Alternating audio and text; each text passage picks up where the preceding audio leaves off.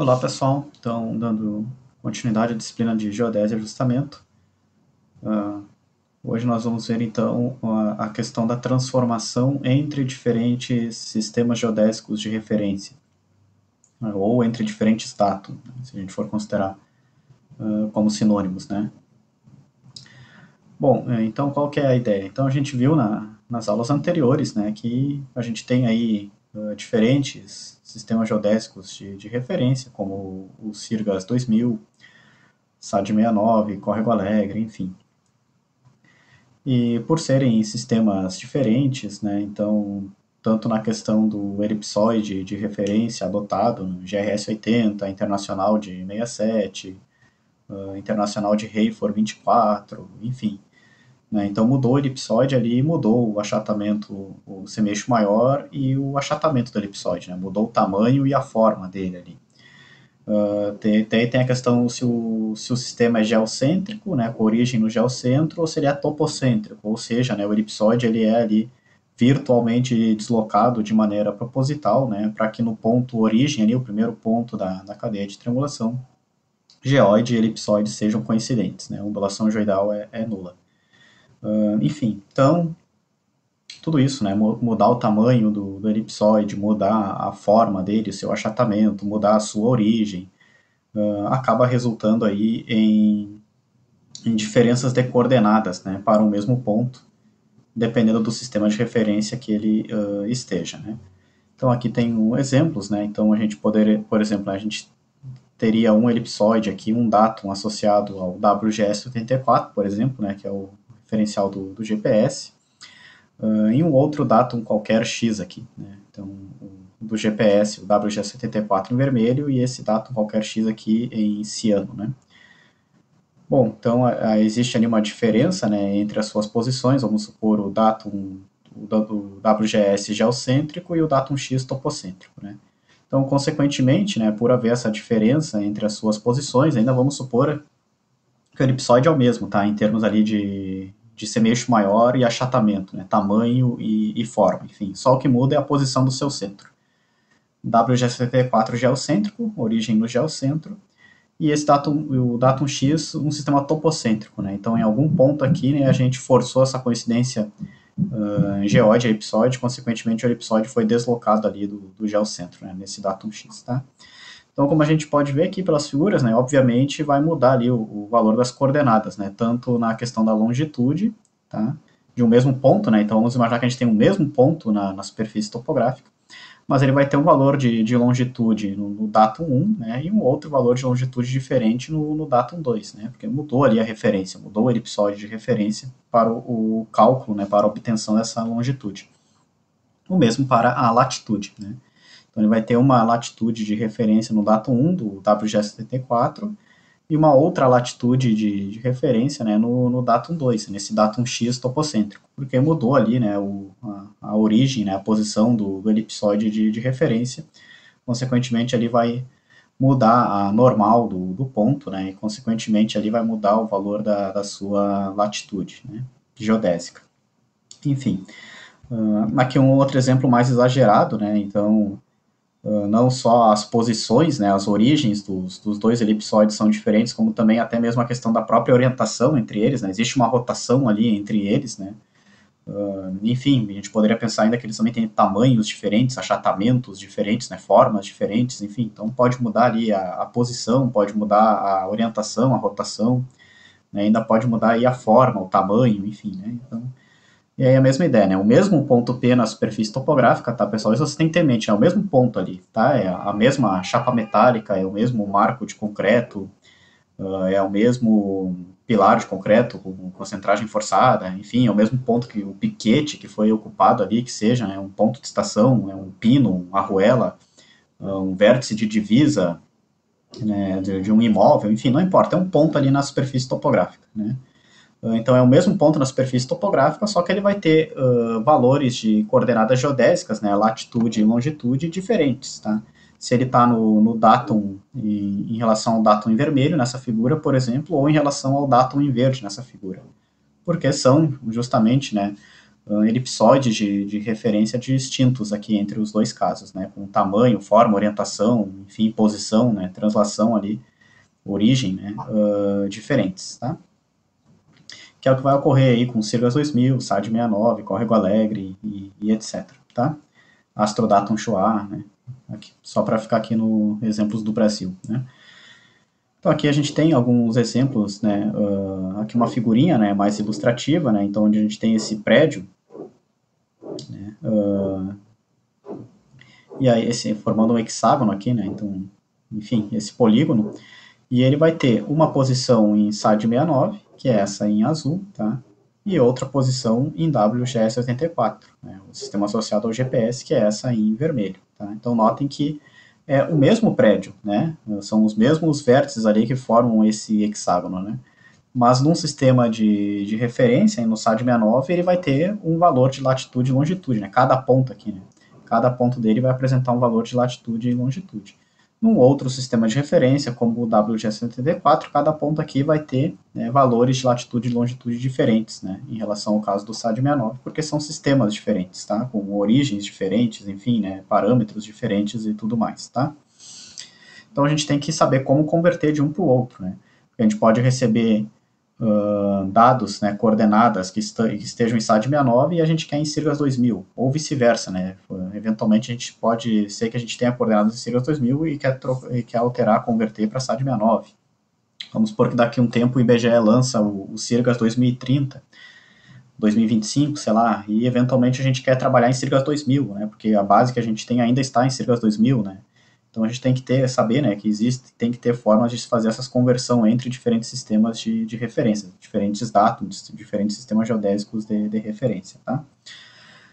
É claro que a diferença entre um sistema topocêntrico, né, como o SAD 69 e Córrego Alegre, e um geocêntrico, como o Sirius, né, vai ser maior, né, do que entre dois sistemas geocêntricos, porém em realizações diferentes, como um Sirius 2000 e um Sirius 2025, por exemplo, né? Mas não importa, né, vai haver essas diferenças, e elas devem ser, então, levadas em consideração, né, quando a gente quer trabalhar em um sistema ou outro. A gente deve saber, né, como fazer essas transformações de um sistema para o outro e vice-versa, tá? Aqui um outro exemplo, né, SAD 69 e Sirius, tá?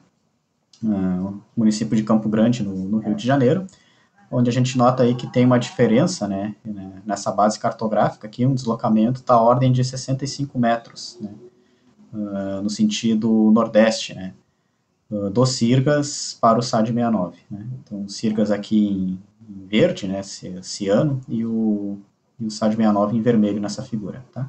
Então 65 metros, né, é uma diferença significativa aí, né? Então obviamente que não vão ser compatíveis, né? Então ali, se a gente tem alguns imóveis em SAD 69 e outros imóveis em Sirius, aqui algumas quadras em SAD, outras quadras em Sirius, enfim, para ter compatibilidade a gente tem que transformar todos para o mesmo sistema, né? Então, quem está em SAD 69 deve ir para Sirius, quem está em Sirius deve ir para SAD 69, vice-versa, enfim. Então, tem que deixar compatível, senão vai acontecer esse tipo, né, de inconsistência, né, entre dados aí que estão em dois sistemas geodésicos de referência distintos, tá?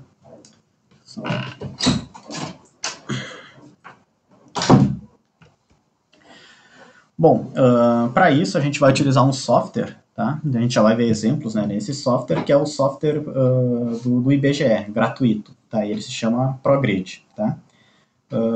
Aí uma questão que a gente tem que ter em mente no ProGrid é que o SAD 69, né, ele vai ter ali diferentes realizações, tá? Ele teve diferentes realizações no Brasil.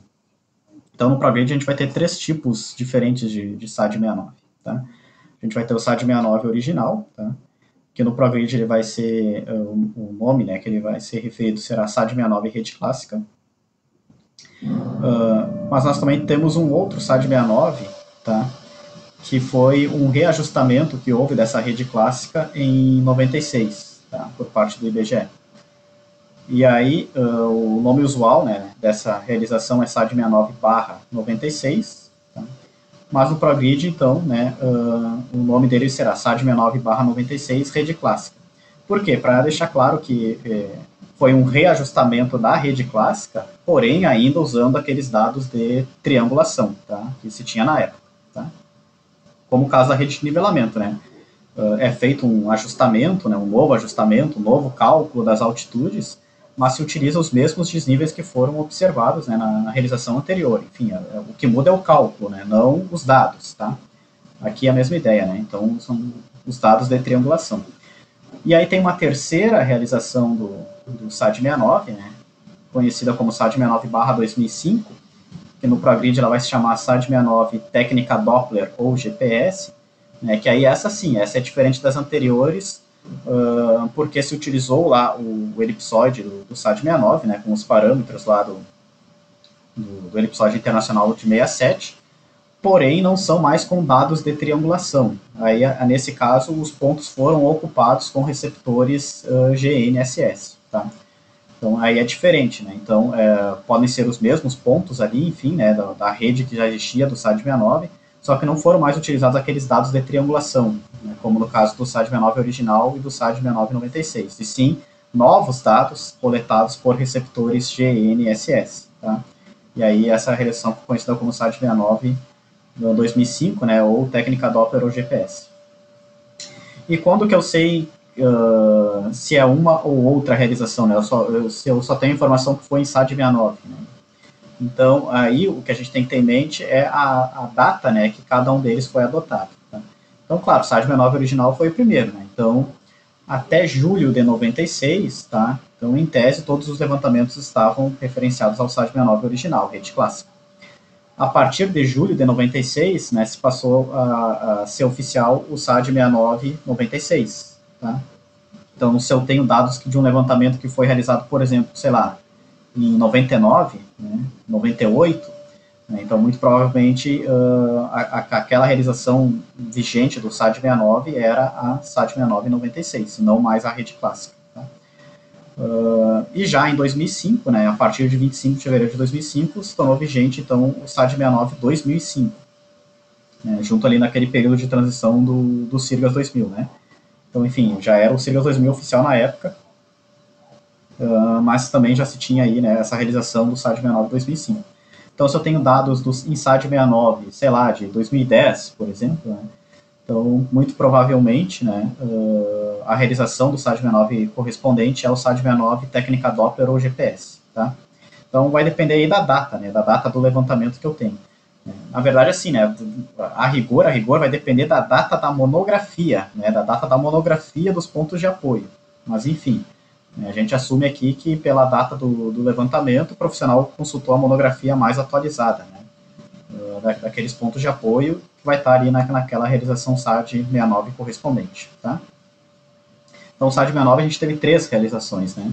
O Sirgas, em caráter oficial, por enquanto a gente só teve uma, o Sirgas 2000, né? Embora tenha havido uma prévia, né, que foi o Sirgas 95, mas não chegou a ser adotado de forma oficial. Enfim, futuramente deve haver uma nova realização do Sirgas também, e aí a gente vai ter o mesmo dilema, né? Está em Sirgas, né? Mas qual o Sirgas? O Sirgas 2000 ou o Sirgas 2025? Né? Vai valer pela data do levantamento, né?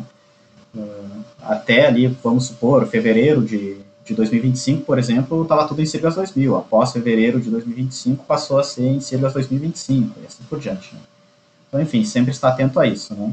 Não importa apenas o sistema de referência, como também a data, né, a sua realização, né, qual foi a sua realização, né, e a época de referências coordenadas. Enfim. Bom, aqui a gente tem parâmetros de transformação, né, oficiais divulgados pelo IBGE, tá? De vários sistemas de referência, aí, né, do Córrego Alegre, o SAD 6996, o SAD 69 2005, o WGS 84, né, associado ao GPS, o Sirgas 2000, e o Astrodatum Shuat, né, aquele que foi intermediário entre o Córrego Alegre e o SAD 69, existiu, mas não chegou a ser oficial. Assim como o Sirgas 95, né, ele não chegou a ser oficial, tá? Mas ele existiu, né? E os elipsoides associados, né? Então, o Hayford para Córrego Alegre e o Astro Chua, o Internacional de 67 para as duas edições do SAD 69, né? O WGS-74 para o WGS-74 do GPS e o GRS-80, né, para o Sirgas 2000.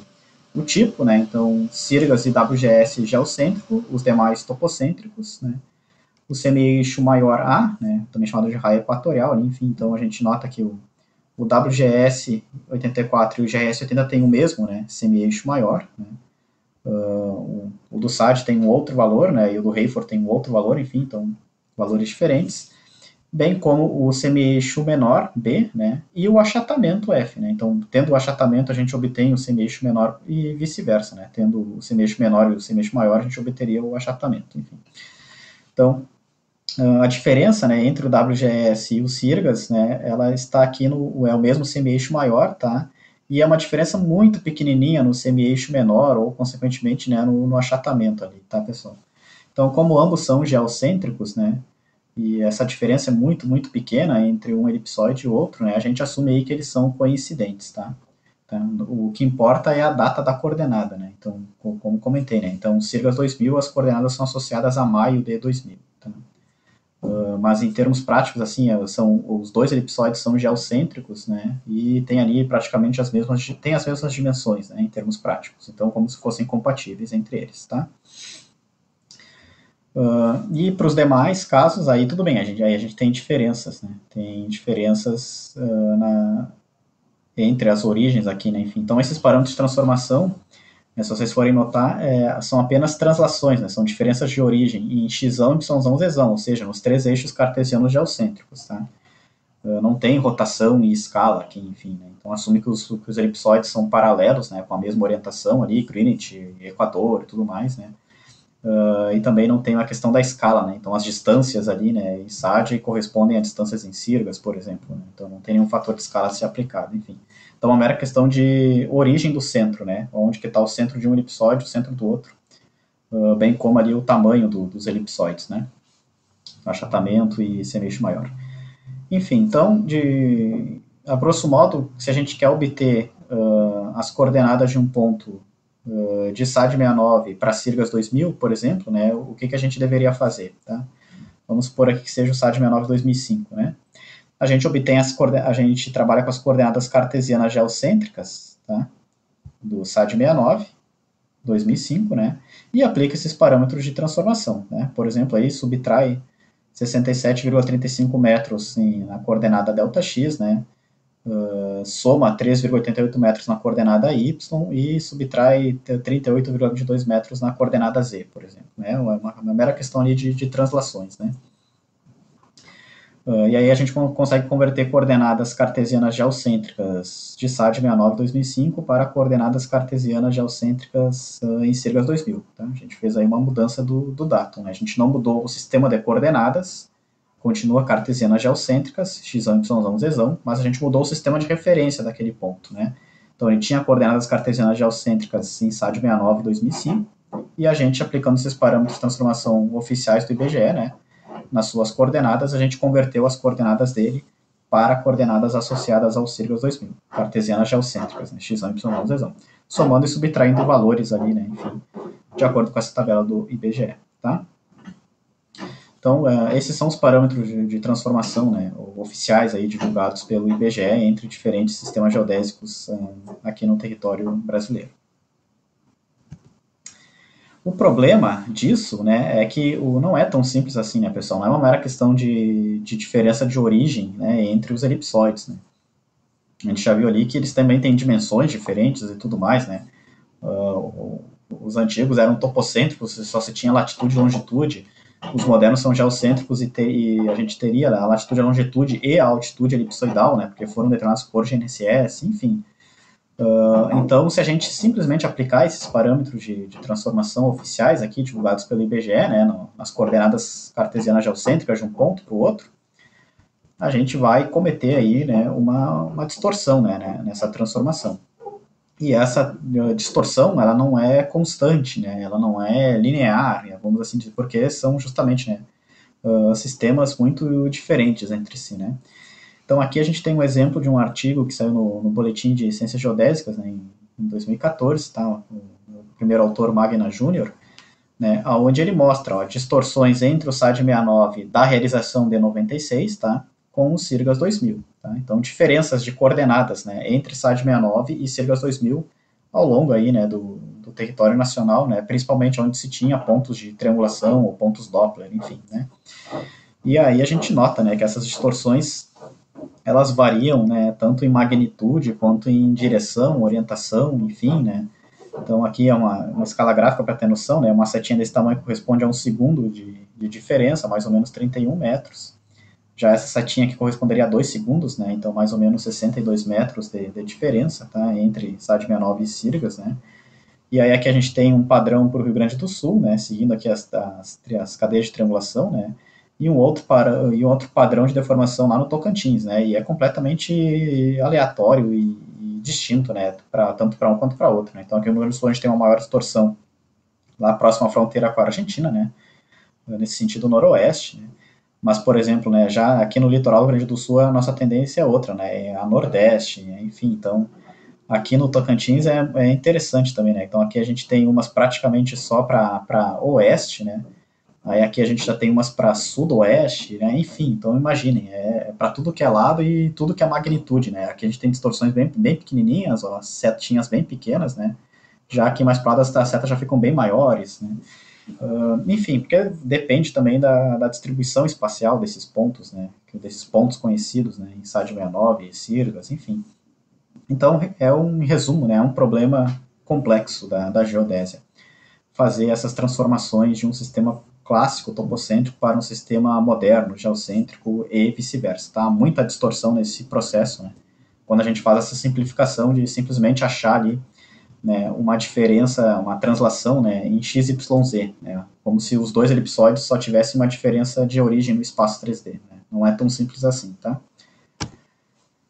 Bom, então como que a gente lida com isso, né? Porque é claro que essas distorções são muito grandes, né, pessoal? Então a gente pega um ponto que tem uma qualidade, transforma e o erro ali está na casa de centenas de metros, né? Então, o ProGrid, ele faz uma modelagem dessas distorções, tá, pessoal? Essa é a vantagem de se utilizar um software como o ProGrid, tá? Ao invés de simplesmente, sei lá, se implementar ali um algoritmo que lê as coordenadas x, y, z dos pontos, né? Aplica esses parâmetros, que são constantes, né? Para todo o território nacional, é sempre esses parâmetros. Então, simplesmente aplica esses parâmetros nas coordenadas x, y, z dos pontos e beleza, tem os pontos transformados em Sirgas, né? Ou em SAD, vice-versa, enfim. Entra um, sai no outro. Ah, mas eu quero latitude e longitude. Bom, aí transforma de cartesiana geocêntrica para latitude, né? Tendo uma, a gente tem a outra e vice-versa. Né? O problema aqui não é transformar coordenadas, né? É transformar sistema de referência de um sistema para o outro. Coordenadas de um sistema para o outro, né? Enfim, então qual que é a vantagem do ProGrid? Né? Ele não apenas aplica esses parâmetros de transformação conhecidos, oficiais divulgados pelo IBGE, mas ele também faz essa modelagem dessas distorções, tá, pessoal? Então aqui a gente tem um exemplo, né? Nesse artigo, né, do Magna Júnior, eles propõem um outro modelo lá de modelagem das distorções, né? E comparam com o ProGrid, né?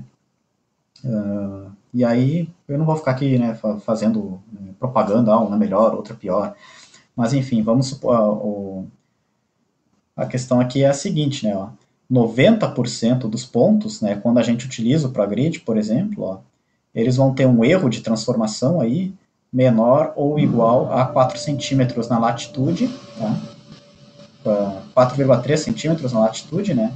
E 4,5 centímetros na longitude, mais ou menos, tá? Como é que a gente sabe isso? Porque a gente pode comparar, né, a coordenada conhecida do ponto em Sirgas, por exemplo, com a coordenada transformada desse mesmo ponto, né, de SAD para Sirgas. Então a gente tem um erro, tem uma diferença, enfim. Então eles fizeram isso ali para 4.352 pontos, né, no território nacional, né, então vários pontos, enfim, para poder comparar, né. E claro, né, o método deles lá ficou no milímetro, né, mas enfim, então o ProGrid é muito mais confiável que aqueles parâmetros de transformação, né. Aqui ele mostra esses erros sem aplicar, né, sem fazer nenhuma modelagem, seja por ProGrid, seja pelo método deles, né. Então, aqui, na verdade, ó, a gente está falando aí de diferenças, né, de dezenas de metros. Né? Então, 90% dos pontos tiveram um erro menor que 54,6 metros na latitude e 50,5 metros na longitude, né? Apenas aplicando aqueles parâmetros de transformação. Né? Então, em média, né, e alguns foram piores, outros maiores. Né? Então, aqui tem os valores máximos, mínimos, enfim, né? Não é objetivo aqui ficar entrando em muitos detalhes.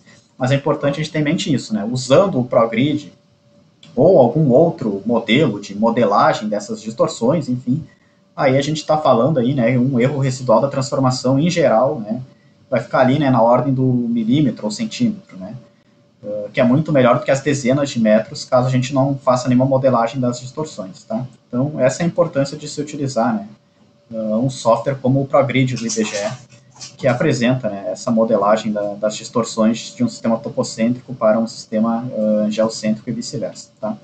Aqui, só relembrando, né, que ele está comparando o SAD-69 à realização 96. Tá? Não é nem o 2005, nem a rede clássica original. Tá? É aquela realização intermediária de 96, mas que também utilizou dados de triangulação. Né? Rede clássica, realização 96, ajustamento 96. Bom, e aí, de forma geral, essa é a introdução, né, que a gente teria aí ao software que a gente vai utilizar nesse sentido, que é o ProGrid do IBGE. Ele é gratuito, tá? Então, mais uma vantagem, enfim, né, de se utilizar o ProGrid. E, de forma geral, é isso que vocês precisam ter em mente, tá, pessoal? Então, mudou o sistema de referência, mudou as coordenadas, né? Mudou o referencial, tá? Como é que a gente transforma, então, coordenadas de um sistema de referência para o outro, né? Então, no Brasil, o recomendado é utilizar o software do ProGrid. Por quê? Porque ele modela, né, ele modela essas distorções que podem ocorrer quando a gente transforma coordenadas de um sistema clássico para um sistema moderno, né, topocêntrico para geocêntrico, enfim, e vice-versa, né. Então, ele faz uma modelagem dessas deformações que vão ocorrer, né, porque são dois sistemas completamente diferentes, né, e ele reduz muito essa margem de erro da transformação aí de dezenas ou centenas de metros, né, para ali milímetros ou centímetros, né, para a maior parte dos casos aí, né. Então, no caso aqui do ProGrid, né, as diferenças máximas aí ficam inferior a 2 metros, né, mas são casos bem extremos, né, então 90% ali dos pontos ficam ali, né, dentro ali de 5 centímetros mais ou menos, né, tanto na latitude quanto na longitude.